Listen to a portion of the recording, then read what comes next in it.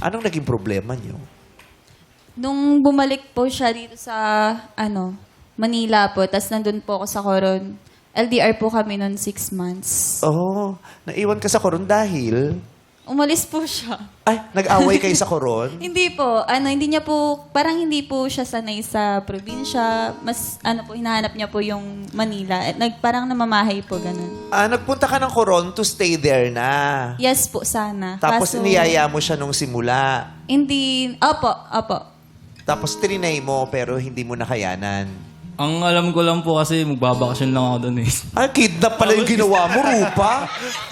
Tapos Usapan Binahay. bakasyon lang tapos titira pala. Binahay na pala ni Rupa. In-extend, oo. Kidnap pala, Rupa eh. Hindi mo Bigla alam. po kasi ako nagka-work dun eh. Biglang nagka-work na. Hindi niya rin plinano na magstay dun sa Coron pala. Hindi nyo napag-usapan siguro dalawa. Hindi, parang miscommunication. Iba yung intindi niya, no? Tama ba ako? Opo. Bakasyon lang Alam ko po, dapat. bakasyon lang. Tapos gulat ako. Nagagalit po siya nung gusto ko na pong umuwi. Mula sa Siyempre Libertad, naman. dinala mo sa Palawan. Tapos yung uuwi yung tao, nagagalit ka. Nasanay po kasi ako na lagi ko siyang kasama. Pero mahirap nga yun, di ba? Siyempre, dapat na pag-usapan nyo. Kailangan ko... Ibang mayroong environment. papayag kayong dalawa. Ha? Mutual understanding. True legit to quit. AA.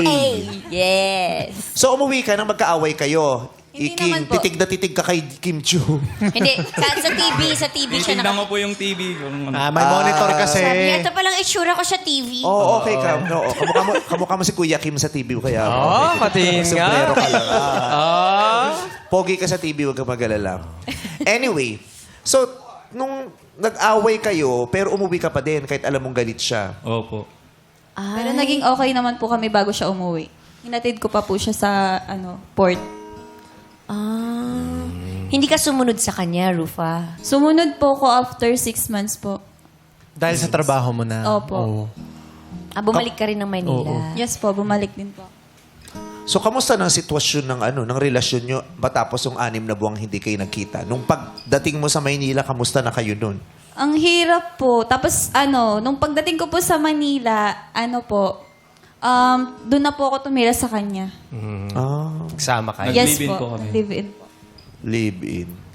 Ang dami nangyari sa 2 years and 4 Live-in months. pala yun. Diba, Pag doon no? na tumira, live-in na pala yun. Oo, Ano na? bakit? Ano ba Pag doon na pala tumira, ibig sabihin live-in na. Oo Bakit nga eh? eh. Yung kasambahin namin sa amin na nakatira. So, live-in kami nung kasambahin. In a way.